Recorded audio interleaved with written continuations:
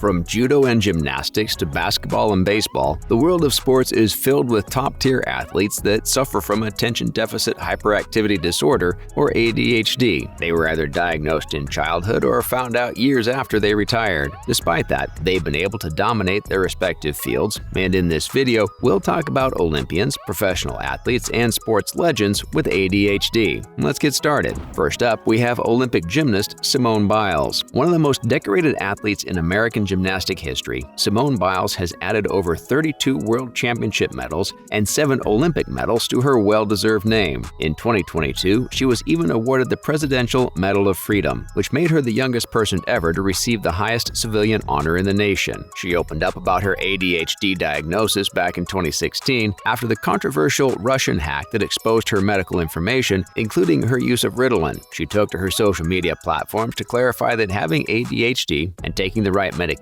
for it wasn't something she was ashamed of or afraid to reveal to the public. Good on you, Biles. Up next is football player Zach Wilson. Wilson was diagnosed with ADHD when he was just a child, and he claims that his symptoms of inattention and being easily distracted have never interfered with his ability to focus on his football career. Wilson claimed he did struggle in school because of his lack of attention span, but when it comes to football, he could happily do it all day long. We guess the man is committed to his craft and won't let anything get in the way. He played college football at Brigham Young University and was second overall in selection by the New York Jets at the 2021 NFL Draft. The young football player is JetBlue Airways founder David Neeleman's nephew, someone who has been very vocal about his ADHD diagnosis. Moving on to Olympic swimmer Michael Phelps. This Olympic swimmer was diagnosed with ADHD during childhood and remembers that he was constantly bouncing off the walls. He clarified that everyone around him, especially his mom, sisters, and coaches, noted that he had this abundance of energy that he channeled a lot into playing various sports. Phelps further wrote in his book, No Limits: The Will to Succeed, that in high school he played a number of sports like baseball, swimming, soccer, and lacrosse. You name it, he'd done it. The legendary American swimmer has won a total of 28 Olympic medals across 5 tournaments, which makes him one of the best athletes in the history of the Games. Following up with football player Terry Bradshaw. Long after this NFL legend and entertainer hung up his cleats, he was diagnosed with ADHD in the early 80s. He wrote and published a book in 2001, It's Only a Game, where he outlined much of his struggle with the undiagnosed condition. From impulsive purchases to struggling at school with basic educational material,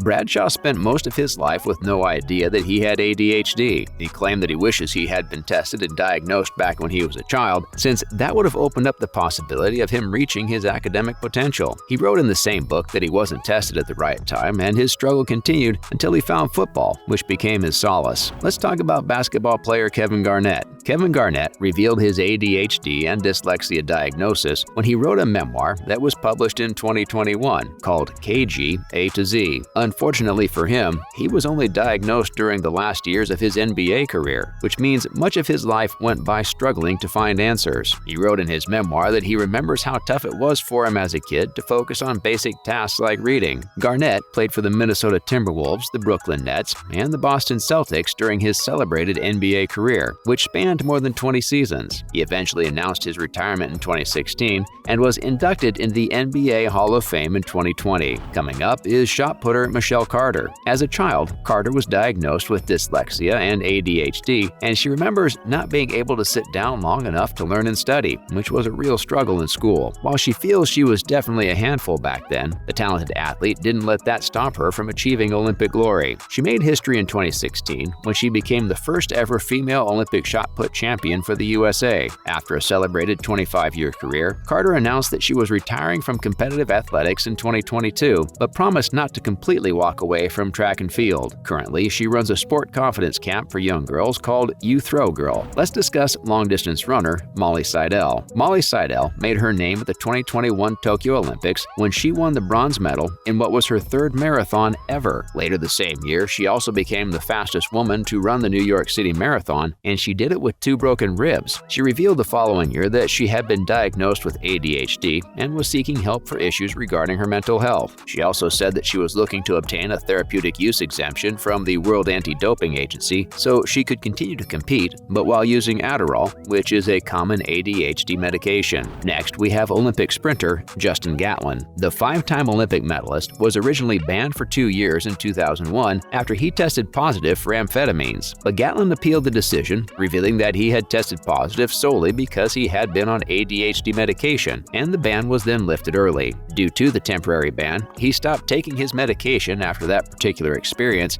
and went on to compete at an Olympic level, but in 2006 he accepted an 8-year ban from track and field when he failed a drug test for the second time. Gatlin claims that living with ADHD is a definite struggle during training practices, but during finals he feels a great surge of energy that helps him as he steps out on the track. Moving on to Olympic luger Chris Masder. Masder won the silver medal in the men's single luge at the 2018 Winter Olympics. He was diagnosed with ADHD early on as a child and claims that luge helped him a lot with managing his many symptoms. With ADHD, he said the track is the only place where he can fully focus on a single task, and that's what makes luging so important to him. For the 4-time Olympian, luging is basically a form of medicine. Let's take a look at ice hockey player Cami Granato. Unlike most athletes, Granato's diagnosis of ADHD came as an adult after she heard a sports psychologist talk about the condition. She claims that her ADHD comes with certain strengths and weaknesses that have shaped her into the person she's become today. She further clarified that that's something she would never trade in for anything. Cami was the captain of the U.S. women's hockey team that won the gold at the 1988 Winter Olympics in Japan, the same year that women's ice hockey made its debut at the Olympics. In 2002, she was able to achieve silver at the Salt Lake City Games, and in 2010,